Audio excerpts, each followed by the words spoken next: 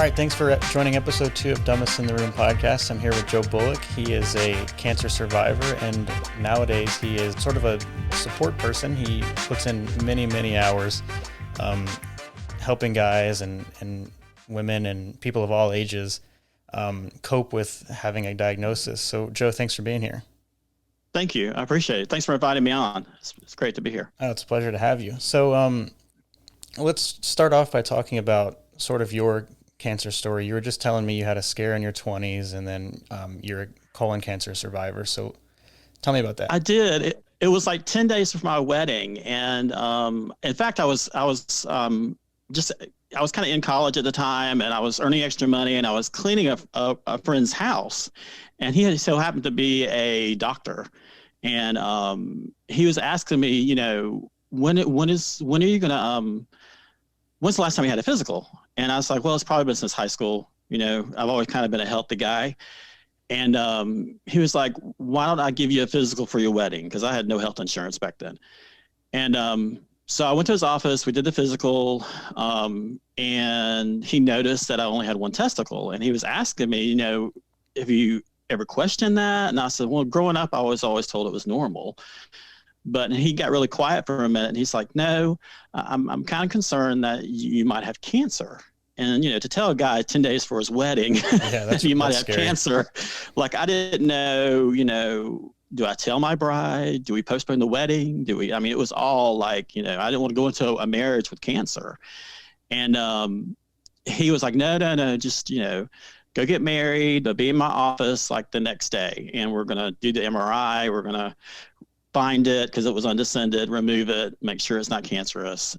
And back then it took like a month, you know, to get, you know, any results. And this is back in 1993. And so for about a month, I worried that I might have to live with cancer.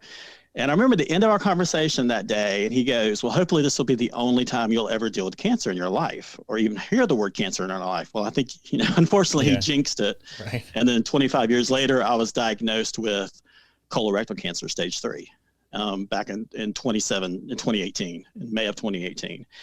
And the interesting fact is I kind of had like this relationship with cancer over the years. My dad, when I was in my mid 30s, once again, kind of as most guys who seemingly seem healthy, kind of put off that, you know, regular annual physical. And we had just moved into our new home. I actually built a home across the street from my parents at the time. And my wife was like, we had just had our first child. She's like, maybe you need to go get physical, because I was having some back pain and some other things going on. So I went into this doctor's office. At the time, I did not realize it was my dad's doctor at the time. And he's looking at my chart, and he goes, you know, I noticed here you're Don Bullock's son. And I was like, yeah, that's my dad. He goes, I noticed you didn't put down you have a history of prostate cancer. And I was like, I don't have a history of prostate cancer. He goes, I think you need to check that.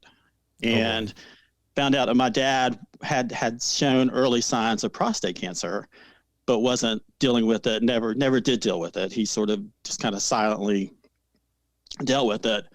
And it would end up being, I would be his caregiver. He died in the summer of 2017, and from complications of not getting his prostate cancer treated. He lived till he was 81. Okay. So, going into my cancer story, probably about a month after he died, I started having what I thought was stress, what I thought was hemorrhoids, what I thought was just dealing with grief of his death. And so I started showing a little bit of blood in my stool and having some stomach cramping. But it wasn't never anything major. I just sort of played it off as Googling it, and that it was just kind of hemorrhoids kind of thing. And then so I was age 50 then. This was, you know, a couple of years ago. So I finally got to my doctor's office in October. So I started having regular exams, yearly exams, right after my birthday, just to keep it in the schedule. And so I went to his office that day, kind of told him what was going on. I told him I'm assuming it's hemorrhoids because I was having it off and on. And he basically said, well, let's just get you in for your annual colonoscopy. At that time, age 50 was when most men and women would go get their colonoscopies. Right. Now it's been lowered to 45 recently. So I went in for I scheduled my colonoscopy. And both my parents were going through their health battles at the time. So I ended up kind of being their both the caregiver for both of them, at the time. And so probably I scheduled the colonoscopy for actually this day before Thanksgiving. And my wife was like, well, we'll just put off Thanksgiving until Saturday. That way you can recover from the colonoscopy. Because prepping for the colonoscopy is actually worse than the colonoscopy itself. So she's like, by Saturday, you'll be fine. And, we'll know the results. Well, my mom died of a massive heart attack 2 days before my colonoscopy was scheduled. No. I'm sorry. So then, thank you. So then I put off my colonoscopy again and dealt with, her preparing her, doing what I needed to do, memorial service and her last request, and going through that grief process. Still having some symptoms, but nothing that was sending me to the ER or anything. Just enough to you just deal with it, get through it, kind of thing. Right. And then in the spring of 2018, the blood got worse. My stool, it was really like blood in the water, basically. So I knew something was really wrong. And my wife kept pushing me. She's like, you just got to go to the doctor and figure this out. So called, rescheduled the colonoscopy. I was a school teacher at the time, so I put off the colonoscopy just for time, which was really stupid, but put it off until May, and went into the GI doctor's office, did the colonoscopy in May. And when you go to the colonoscopy, basically they're putting that little camera up your, rear end. Right. And, and they either will totally knock you out through anesthesia, or they'll do like a twilight medicine where you're sort of don't feel anything, but you're kind of sleepy. So I opted for that one. And what happened was I woke up halfway through it. Oh no. And I had Googled enough to know what a tumor looked like in your colon. And so I'm laying there and I look to the left and I see the monitor and I'm looking at it. And I'm thinking, I'm really groggy waking up. I'm thinking I'm at home on my computer, on my laptop, looking at the same image. And I'm like, and all of a sudden I shake my head and I'm like, is that me?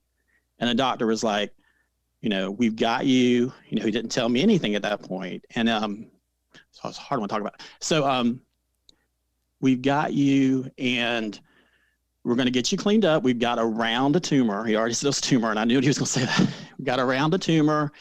The rest of your colon looks clear. You had 2 other polyps. We're going to remove the 2 other polyps. And then I'm already building your team. We'll talk more when we get in the room. Because at that point, I was starting to hyperventilate. I knew what was happening. Yeah, imagine that's tough when it was hard. They've got you. I mean, they've got you vulnerable, and they're telling you that. I mean, I can't imagine that. I mean, it was Dr. Woods with Duke GI Clinic, and he was great. I mean, he was, my wife's a nurse. She's actually a peds nurse. And she was like, he's an awesome doctor, wonderful bedside manner. He really knew how to take care of you. And he did.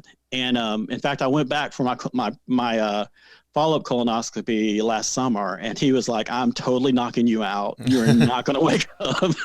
Because he's like, I remember that day. Like, you were definitely a patient, I remember. So what happened after that was he had already built my team at Duke Cancer Center.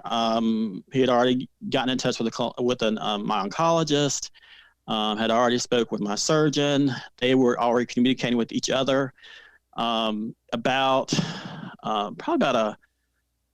this was late May of 2018. I had my surgery in mid-June. They removed, it was about a 10 centimeter tumor that was hanging off the side of my colon. Oh, wow. It hadn't broken the wall of my colon, but he removed 40 lymph nodes, and 3 of the lymph nodes were infected with the cancer. Oh, okay. So, and he took the 40 because it wasn't like lymph node 1, 2, or 3. It was like lymph node 1, 15, 25. So he's trying to find a path to where the cancer was basically going the way he explained it to me.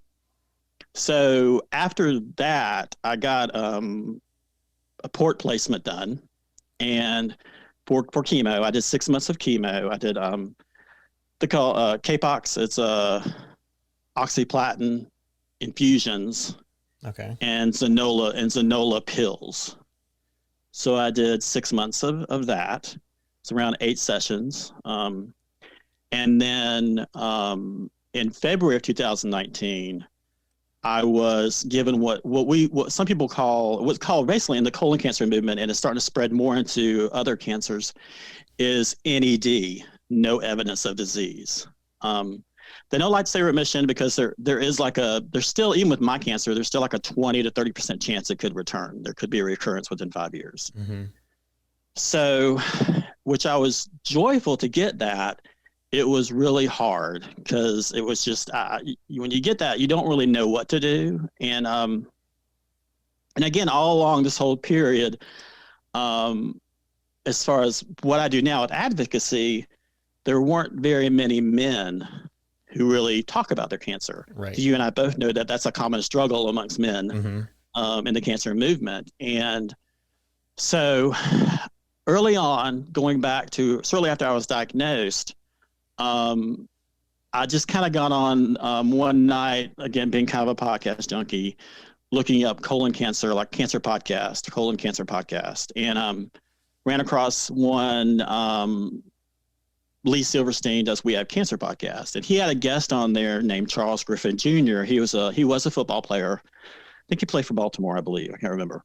But so I reached out to him after his podcast, and he started sharing with me about a group called Colontown, which was a colon advocacy group.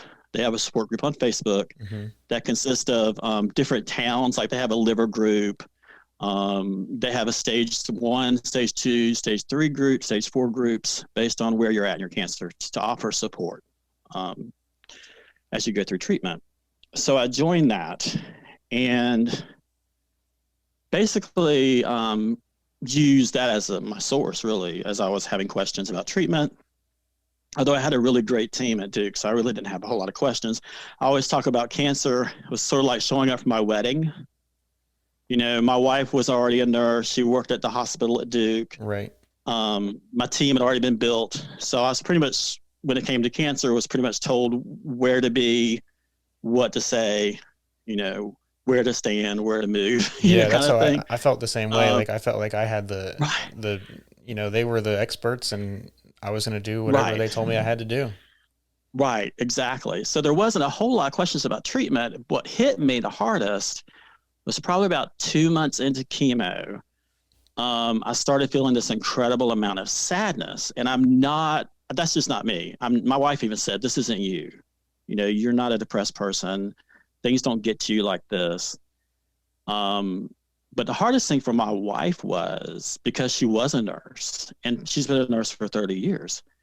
And for her, when it came to patients and treatment and the emotional toll being a nurse that it takes, when she got to our door, she was able to kind of leave that at the doorstep. Mm-hmm. But now she was walking into the door of a patient.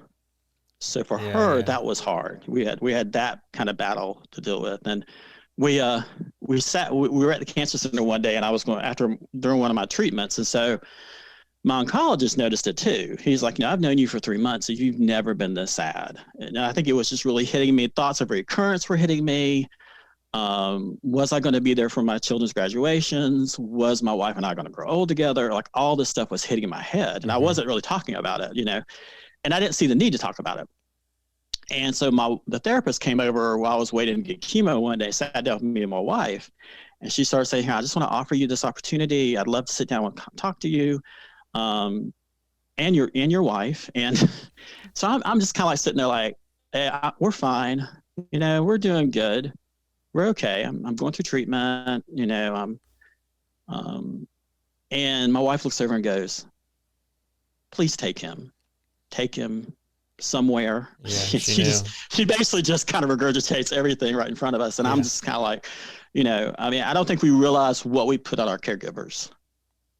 I don't know, a lot of men who go through treatment don't realize the pressure can be just as worse for the caregiver. Yeah. And both my parents, I know it was as hard. It was probably harder on them than it was on me, to be honest. Right.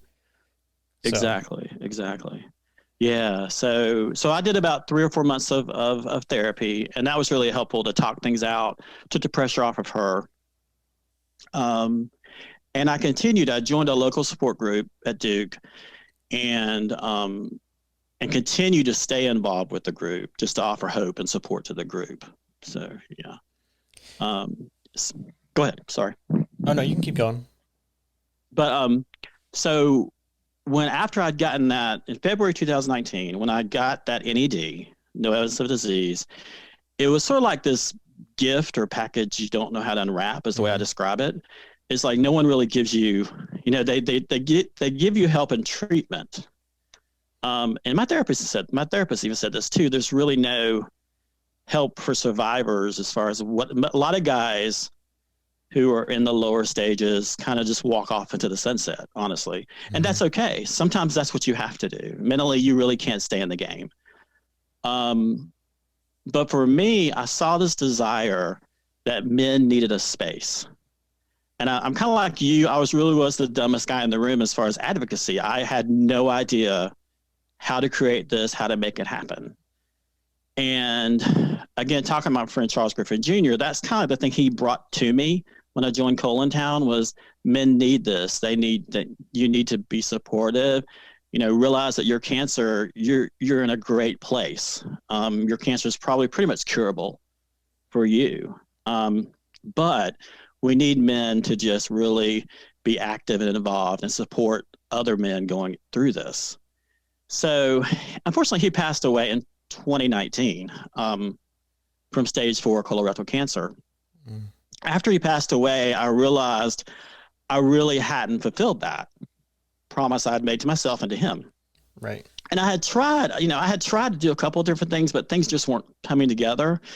And I didn't really know how to make it happen. I wasn't really sure about social media at that point. It's not the greatest place to be at times. Obviously, we know that over the last year or so. Yeah. And so probably it was December. Trevor, Maxwell, and I didn't really know each other all that well. We both kind of were in the group, but I didn't post a whole lot. Usually it was just if I had a question about treatment or somebody in the group would post something and I might respond to it in Colontown. And then he sent me a message, and I got a lot of requests about my cancer story from people. And honestly, towards the end of 2019, I kind of felt like that's all people wanted was my cancer story. They didn't really they either wanted it to do a fundraiser, which is fine because we need research dollars. All those things are important. But it felt like that's all people really wanted from me. And Trevor, once again, contacted me and said, "Hey, can you send me a little bio about your cancer story?" And my wife and I were sitting, I think at Panera or someplace, and she was once again saying, my wife was like, "Can you just put down your phone? We're kind of here together." And I'm like, yeah, sorry. And then she said, what were you so into? And I was like, well, this guy asking me for my cancer story, and I don't know if I want to send it or not. I'll look at it later. And I think later that night, I said, okay, well, I'll send it. I'll send it to him. And now, how did Trevor find you? Through Colontown. Okay. Through Colontown. We were both members. They have a men's group in Colontown for men that have colon cancer. Okay. And we were both a part of that group. So I sent him the bio, and he was like, "Can I call you like in the next couple of days?" And I was like, "Okay." And the one thing Trevor said to me that no one else had said through that whole journey was, "Can you help me?" And he started saying all the same things that Charles Griffin Jr. has said to me about, helping men battle cancer, not helping men not to self-isolate, getting men to talk about their cancer. He started saying all those things. So it all kind of flooded back to me. Yeah. And Trevor was like, I've started this webpage. Trevor's working on a book. He himself has created the Man Up to Cancer podcast. Which is a great listen if you haven't listened to that. It is. I was his original guest. And I want to start a Facebook support group for men only called the Howling Place. And could you help with it? And I was like, sure. Well, he didn't know that I had friend requested over 300 men because when you get into these groups, these cancer groups, it's really hard to find the men. It's typically either women or it's spouses of men going through cancer. Yeah, it's the same way for a testicular group that I'm in as well. Exactly. So I started just friend requesting the men so I wouldn't have to weed through all of it, and if I had direct questions, I could just PM different guys. Right. So what I did, Trevor greenlighted, he said, okay, so January 1st, 2020, I'm going to greenlight the group just to invite whoever you know. Well, he didn't know who I knew. And so I think I invited it was probably close to about over 300 men to join the Howling Place. And I didn't know if they joined. I didn't know if men were up for this or not. And I think by the time the end of January, I think all 300 men had joined. Wow. And we're starting to invite men to join. So Trevor and I slowly started to realize we were onto something that was going to be, we didn't know where it was really going to go, especially in the year that 2020 was and how much needed it was. We started doing Zoom meetings because everybody was so isolated. I think it just heightened what the men really needed. And now we're slowly building to almost 1,000 men. In a year. I know that I've seen stuff about when the group gets to 1,000, you're going to get a tattoo. Yeah. Originally the goal was I had said, okay, if we get by the end of 2020, I will get a tattoo if we get to 1,000 men. And now I've just said, when we get to 1,000, we're going to plan that I'll get a tattoo. What tattoo are you going to get? Are you going to let the 1,000th member pick it? I don't know. That'll be interesting to see how it goes. I've got one guy in the group, Wes Matherson, that has a designer, and he's going to, I think, try to get this guy to design something. But there's also another member of our group whose wife is in, I think, Greenville, North Carolina at ECU, who owns a tattoo parlor. So we're going to try to make it happen. It'll probably be something small. I'm not probably going to do anything big, but my daughter already has 3 tattoos. She's like, Dad, you can do this. It's easy. Yeah. No, if you, everything you've been through, you can handle a tattoo. Right. Exactly. Right. I assume. Right. So your involvement with Men Up to Cancer now, I mean, you're the lead administrator and I'm in the group as well. And I see you, I mean, you're commenting on posts, what seems like all hours of the day. So, I mean, tell me about that. I try to be, because I'm not in treatment, honestly, it's hard for me, and it is hard for other guys in the group who are not in treatment. I don't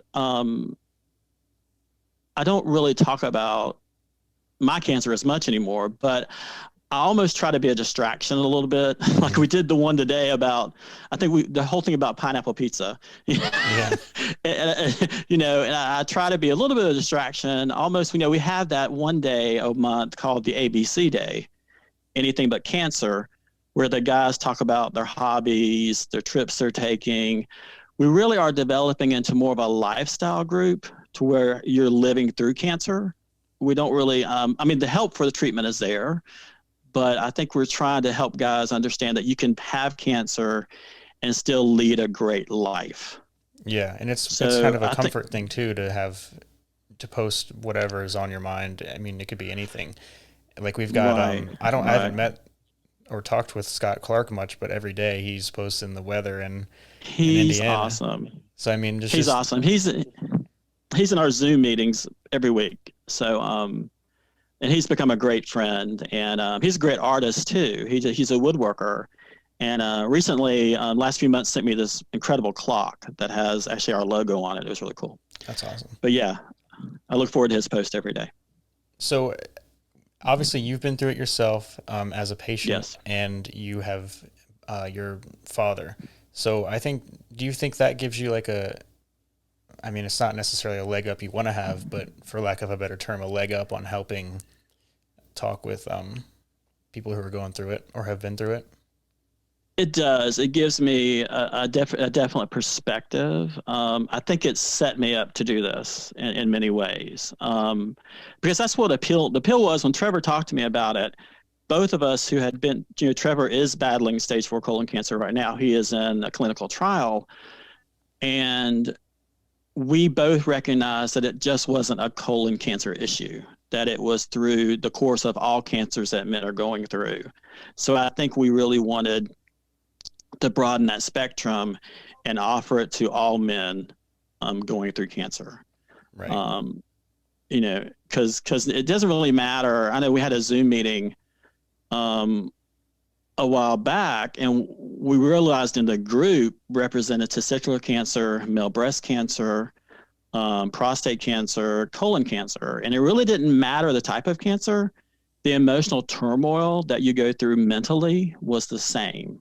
The isolation you feel, the embarrassment that you feel, all of that was the same. And the guys were all saying how this is what we needed that I don't think anyone realized they needed. Right. Some of the guys have gone on to do therapy and things that they might not have done before.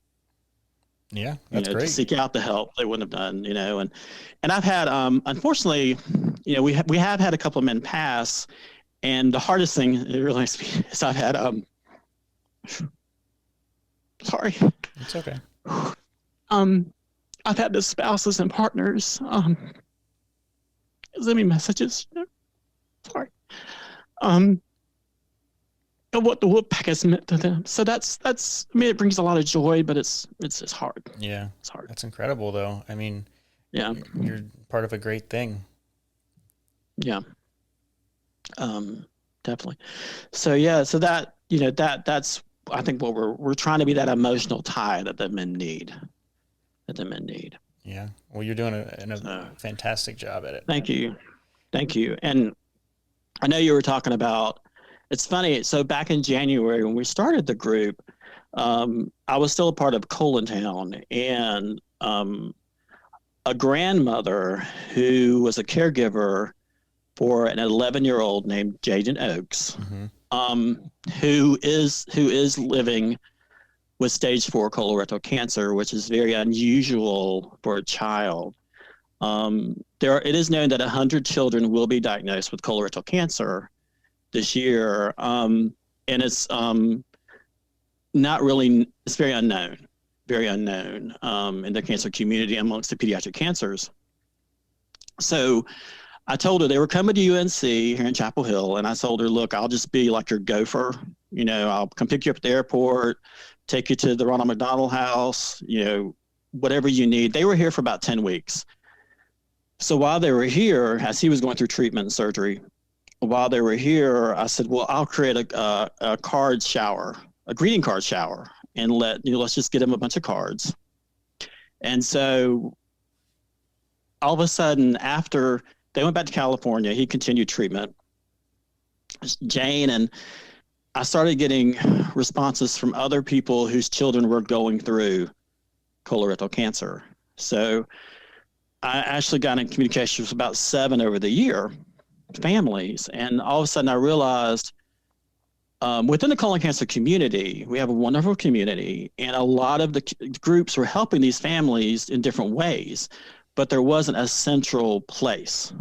There wasn't a one support group. Mm-hmm.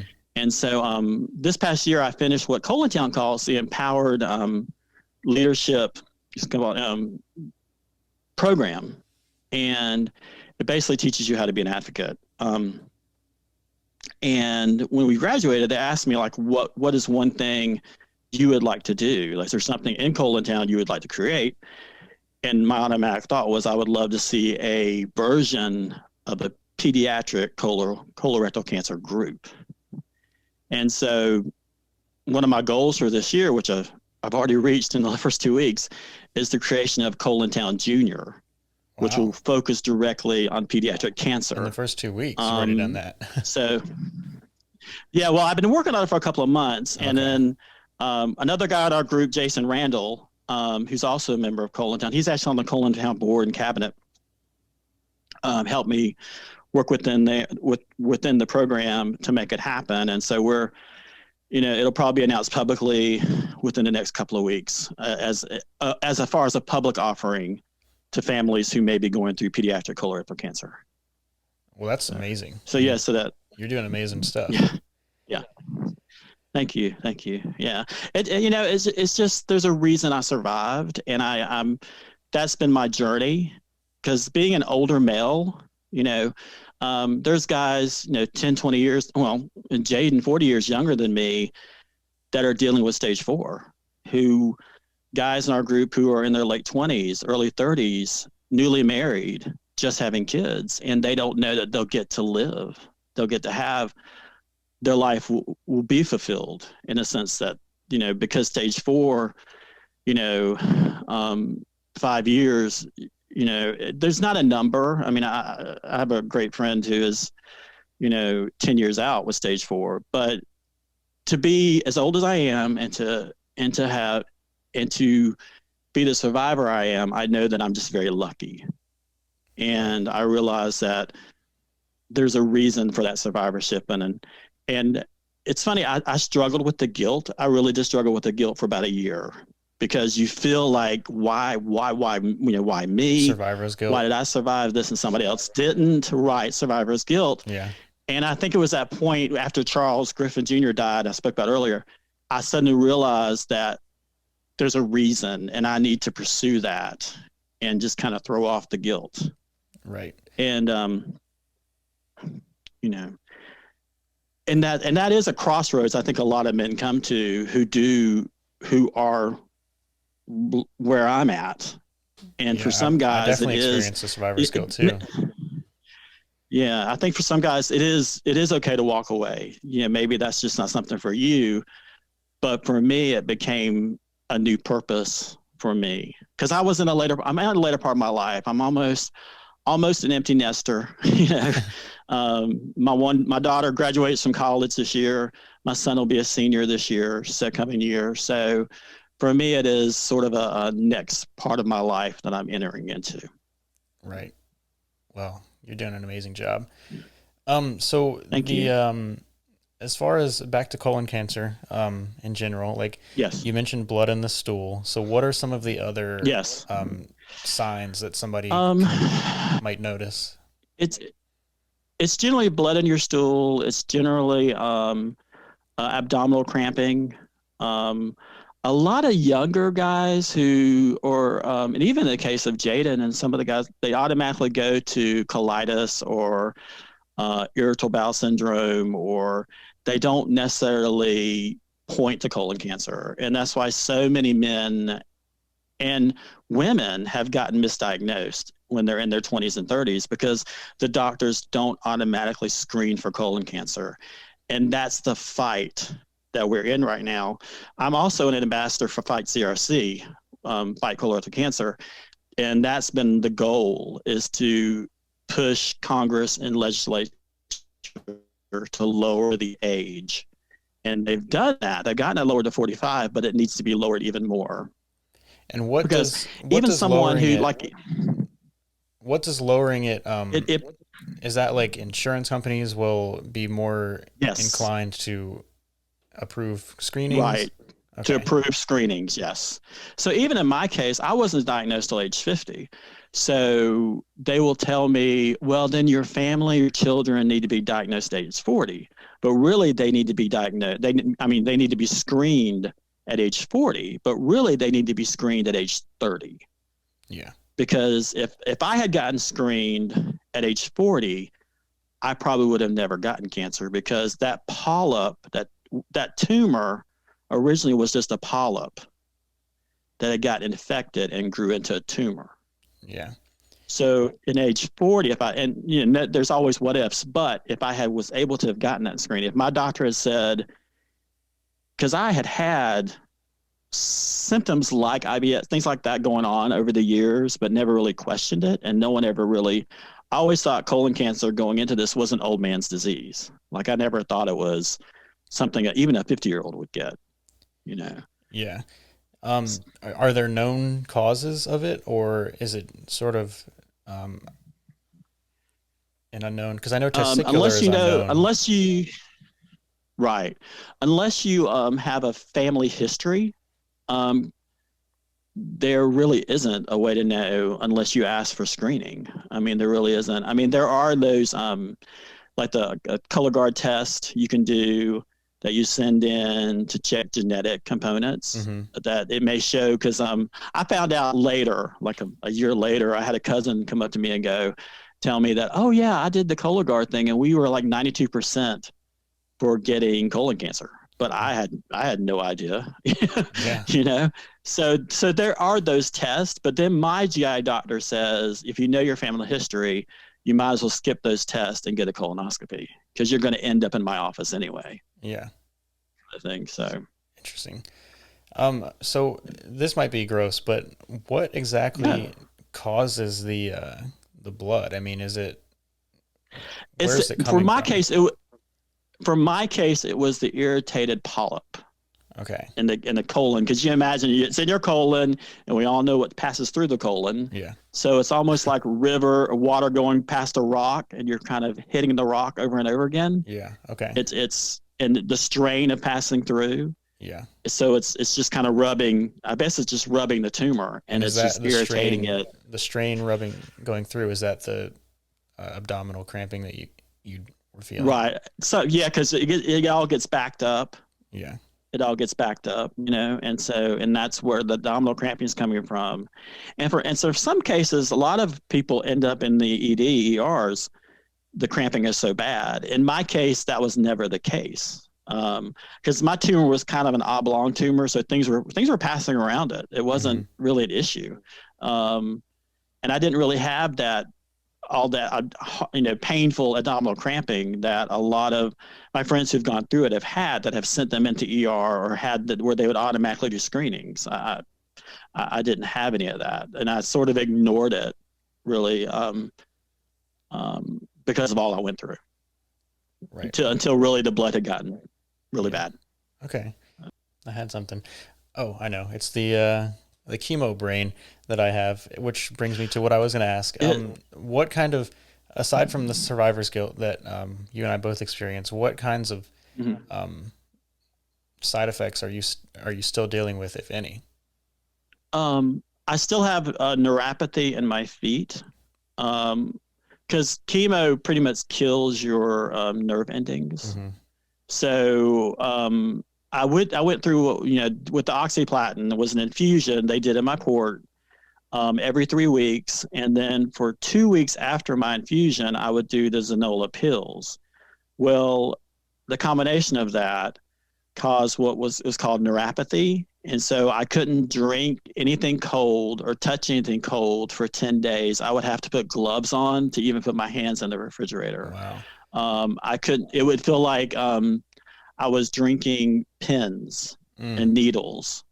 It would feel like you were drinking for 10 days. So in here, you felt it. Like when it would felt like someone's just taking sharp pins and just poking your throat. Oh, wow. And then I would get what was called cramping. I would get major cramping in my calves for about 2 days after, where I couldn't even walk. I almost had to use a cane at times. Mm-hmm. So, but for me, I guess it was just, I knew the end game. I knew mentally that if I can just push through this for 6 months, because everything was positive. My oncologist, you're going to beat this. You're only stage 3. So that I guess I was kind of in that battle. I wasn't going to let anything stop me, kind of thing. Yeah. And my kids are funny because they knew when I was in treatment, and I'm an ice cream freak, and so they all just laugh like, hey, Dad's in treatment. There's like, Dad's in treatment, and we're gonna have extra ice cream in the freezer, but kind of thing. But they were great. I mean, they would always. My wife, I love mint chocolate chip, and so she would always have like a pint of mint chocolate chip in the freezer on the 11th day, because she knew that's when I could eat it again. So yeah. That's funny. So, but yeah, and I still struggle with neuropathy. I don't have it in my fingers as much. I have a slight tingling in my fingers, but I have what is described as like almost like this frozen feet syndrome, where my feet are just constantly frozen. And I work in retail, and if I'm working like an 8-hour day, I can feel probably about the 6.5, 7th hour. It's almost like I'm having to drag my feet through the store. Like, wow. I'm 2 years out, and I still feel that. And there's really nothing. I mean, there's things you can do. I've had people talk about acupuncture, which I'm not. That's just not me. Yeah. Cupping and things like that you can try. but it is steadily getting better. It is steadily getting better. I'm starting, obviously with the cold weather, I'm starting to feel it more. Yeah, I've noticed that too And with I wear like, my fingers. yeah. So I wear a lot of wool socks and things, and um, so just to help prevent it, but some of it, but I don't put a focus to the fact that I'm here and living and surviving, and I have scans actually next week, which we do talk about the Scanxiety, Right. when it comes to follow up scans, and Yeah. I don't feel it as much now. I remember the first year it was like I would just spiral in a downward spiral as I got closer and closer to those scans. Um, but I feel pretty confident that it's still going to be clear, and that I've gone from 3 month scan to 6 month scans over the last 2 years. And then I'm kind of thinking I'll go to a yearly scan after this one, but depending on what my doctor says. Do your doctors So, have the my chart thing where you get your scan and the results are yes, posted? I find that is a yes, blessing and a curse. yes. Duke is wonderful. My oncologist is great, Dr. Blobe at Duke Cancer Center, and he always makes sure that I get my results the same day. Like I That's nice. know there'll be days when I know the 4 hour wait is because he's waiting to get that result. Yeah. And he'll pop in and say, "I'm waiting on your results. Don't worry." And I'd never complain about his lateness, because I know what he's doing. He's just waiting for that radiology to get those results back. And so and I never want to leave that day until I know the results. So, Yeah, like whenever I get a CT scan, I'll always, same day or next day get the my chart notification that my results ready, yes. and I'm looking at it and I'm like, this says I have like a nodule on something, like it didn't say that before, so but it's a different radiologist that Yeah. read it, and Yeah. it's like my Hmm. my oncologist described that to me. He's great with analogies. He said that's like, one person might look at a forest and say, "Oh, there's a forest," and the other person might look and say, "Oh, there's an oak tree, there's a pine tree." So, that I think adds to the scanxiety. Yeah, I actually developed a hernia, which is kind of common for colon cancer patients after surgery because of where they're cutting into your abdomen. And probably about 6 months after my surgery, I started feeling it. It almost felt like you had a second stomach kind of thing. Mm. But at the time, I was worried it was cancer. Like I was worried that it was another tumor. All this stuff was going through my head. And I let it go on for about a month or so because I was going to have follow up. So I thought I'll just wait to my follow up. And my oncologist is not happy with me. He was like, "What are you doing? You just email me. You just call me. I'm going to get you in here. Like, what are you doing?" Yeah. And it was around the time Man was starting. So I hadn't really gotten out of that mode yet of not really talking about things at times. But it ended up being a hernia. We repaired it last year and everything's fine. But you go the mental game sometimes. Anything as a cancer patient, any hurt, any pain we feel, we automatically go there. And Yeah. so it's hard not to. So Yeah. No, 100%. Yeah. yeah, Everything. My oncologist is like, you might have a ingrown toenail and think that is the cancer back in my toe? Like, it's right, that right. mental game is for me, maybe it's even worse than the treatment itself, because And now like and I everything guess seems like that's another reason Man Up was so important, because it is a space where just because you have colon cancer doesn't mean you won't get prostate cancer, or you won't get testicular cancer, or you won't get breast cancer. mhm, And um, I wanted to create a space that also brought awareness to any form of cancer that could invade a man's body, because we have had men who have had colon cancer and 5 years later will develop prostate cancer, and maybe they're not ready to go into a prostate group to talk about it, but they might post in our group and say, "Hey, has anybody gone from colon cancer to prostate cancer yeah, or testicular? And what should I do?" And the help is like automatically there, because I think the men feel comfortable that it is a space for only men, and they can share what they're going through and feel confident. exactly. Um, okay, so do you have any advice for maybe men who are not a part of the group, but and maybe don't even have Facebook, but they're experiencing cancer, or they are cancer survivors, or maybe as a follow-up question for caregivers of anybody going through cancer? I know recently, and I've had this happen several times, where I'll have the spouses who will try to contact me and beg me to get their husbands into the Howling Place. And I can't push them in. I can't make them join. It really is, that has to be their decision, their choice. I feel for the caregivers because I know what mentally they're going through. And in some cases, I'll give them my cell number, or I'll figure out a way to reach out to them outside the group. I'm currently working with a guy actually in Switzerland who's going through it, who just mentally isn't prepared for any group. Yeah, who's been appreciative. For anybody that doesn't know, the reach of the Man Up Howling Place is global. Yes, we have guys. I think we represent like 10 countries now, which is pretty phenomenal. So in such a short period of time. And then so that's been tough, like how to reach these men. There are some off online sources, and Can is a group that some of the guys are involved in that is off Facebook that can offer some resources. There are, in the testicular cancer movement, there are groups kind of outside of Facebook you can get to with a little search. But it's all about, as for men, I think we've got to want that support. And for some men, they don't need it. Some men can just gut through it, and they just have that mental capacity. I wasn't one of those men, but so I think for caregivers, definitely they're just doing what they can do, and I try to support how I can, but I can't force them in to join the group.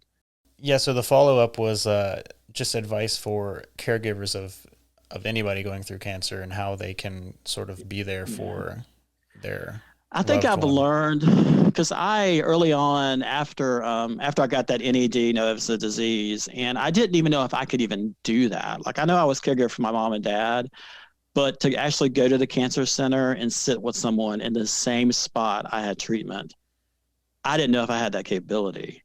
And it was a matter of just doing it. So I have a great friend, Brent Call, who I got to know through before Man Up to Cancer, actually, and through Colontown. And he was going to treatment at Duke, and I said, well, I'll come sit with you. And the first day I walked in the cancer center as a non-patient, I just fell in tears, because the reality was it wasn't going to be me anymore. It was going to be sorry, but the reality, it wasn't going to be me anymore. It was going to be me being that caregiver. And I learned quickly that I can't fix their cancer. I can't, that's not my purpose. My purpose is just to sit in the room and listen and just be, what they need me to be, whether it's getting up and getting them a glass of water, if it's just listening to them talk about what they're going through. I slowly kind of started to learn that's the purpose in being an advocate, right. And try, and if they have questions they need answered, figuring out a way to make that happen that doesn't put so much pressure on them. And so that was my goal. That's what has become my goal. Even with Man Up to Cancer. Anyone in that position who has you sitting with them is a lucky person. Well, thank you. Considering the circumstances. Yeah, definitely. And I encourage guys, I know a lot of the guys I've heard from, some of the guys in the group in the lower stages don't feel a part of the group, but the fact that you're there, the fact that you even just or somehow react to a post means a lot to the men going through it. Because I've had men who've sent me private messages. He'll tell me, I don't really post in the group, but it means a lot just reading the post and knowing there's another man going through it. And they matter, because I think out of close to 1,000 men, we only average about 100 that really do, who are regular posting in the group. But then there's, like I say, men who just the fact that we're in the group, the fact that we respond means the world to them. And for some men, just reading the post gives them comfort.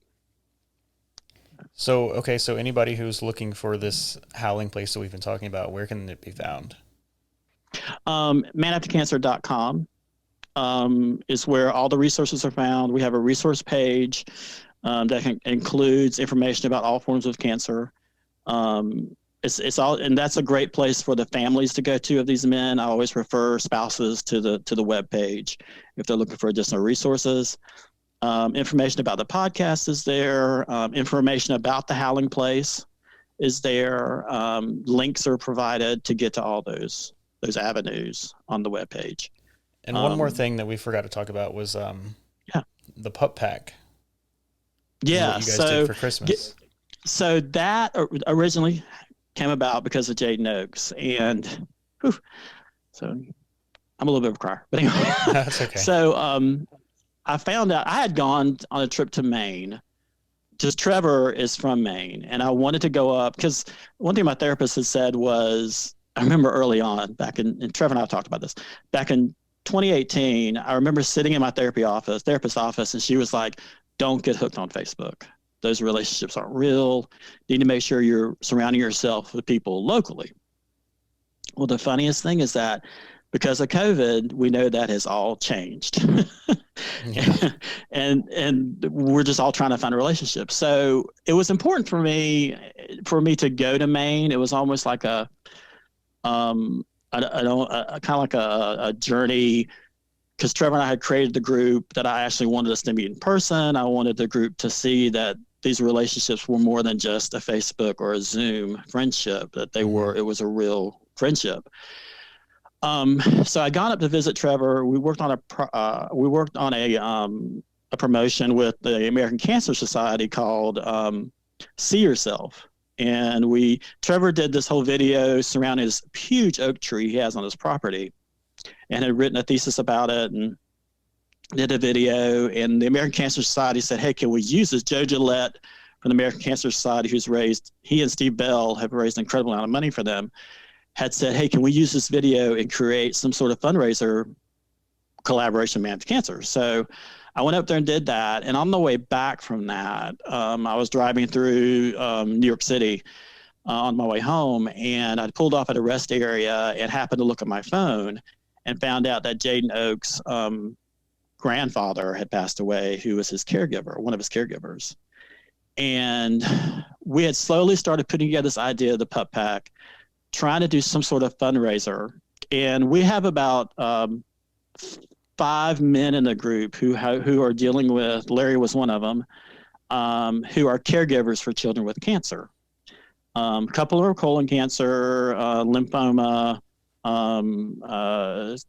There's a couple of other, I can't remember all of them, but we decided, let's do something. A lot of the men in the group had asked to do some sort of fundraising for the group, and we aren't really a fundraising group per se. Mm-hmm. We're more of an emotional support group.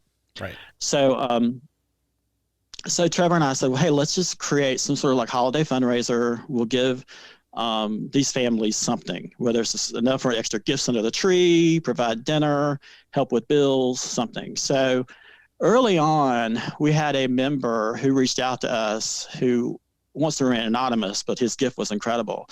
We had a goal of $5,000 because we basically wanted to try to give $1,000 to each family. And he contacted me out of the blue and said, can I just give you the $5,000? That's amazing. Can I just, you raise all the money you can, and over the next couple of weeks, but the $5,000 is taken care of. And we ended up raising like $8,500 in like 3 or 4 weeks. That's incredible. And each family got $1,500. And we sent, I think, some gear along, some anti-cancer gear to them. And they were all just very appreciative. Some of them didn't even know about it.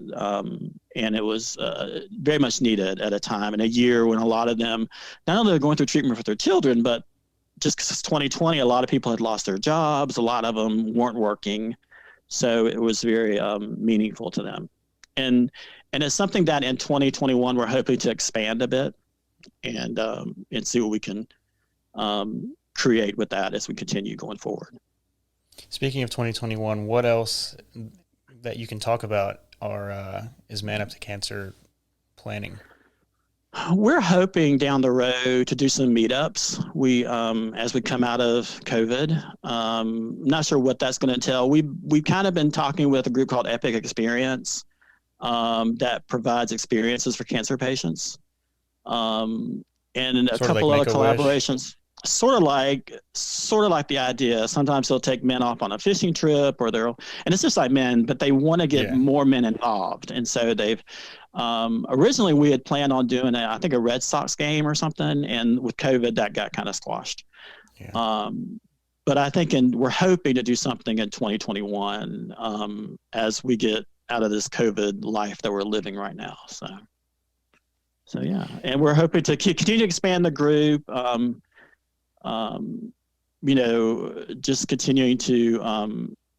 We are working on some collaborations, and we're just in discussion with a couple of groups to just offer the support group to other groups, because it's not really anything like this I'm finding in other men's cancer groups. A lot of them are admin by women, and there's just discussions that men want to have that they can't have with women in the room, and that's okay.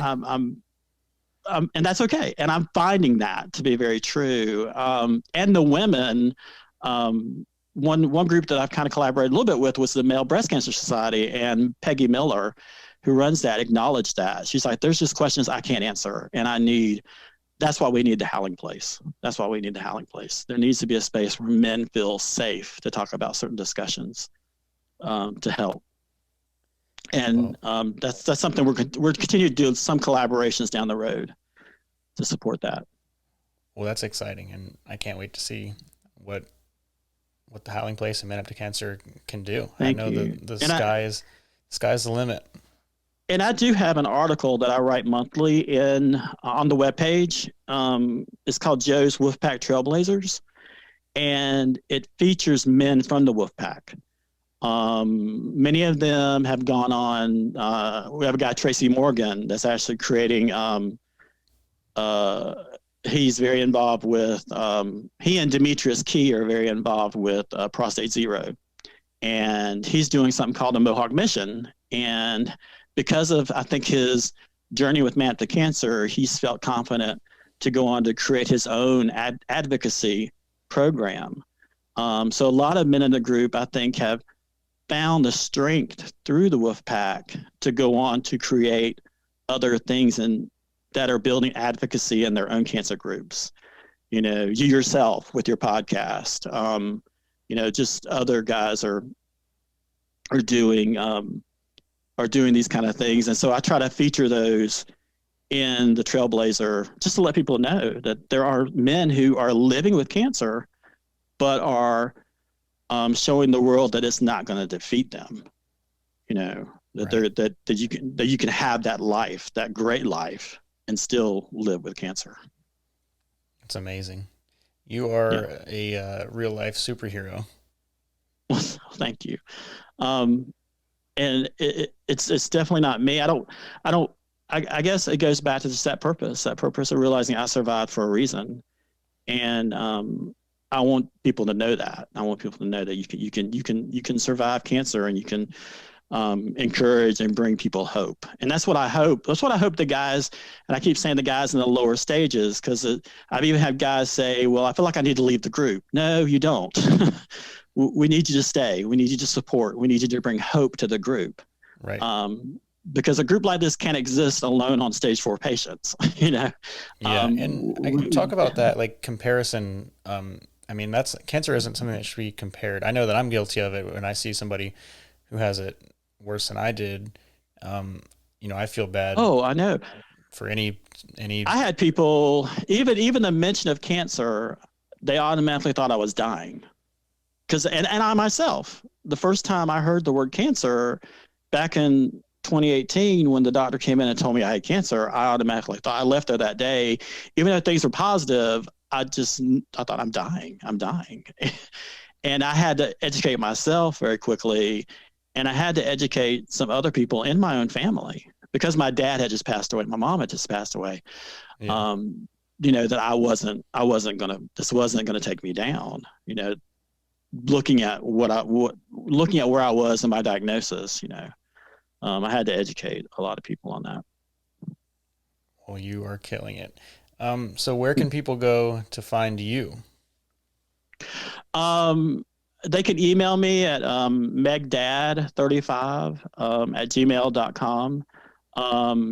I also have a page called, that recently started, actually, I didn't even think about that. I have a page I recently started on Facebook called Carolina Cancer Beacon, which I'm putting a lot of my cancer advocacy work on.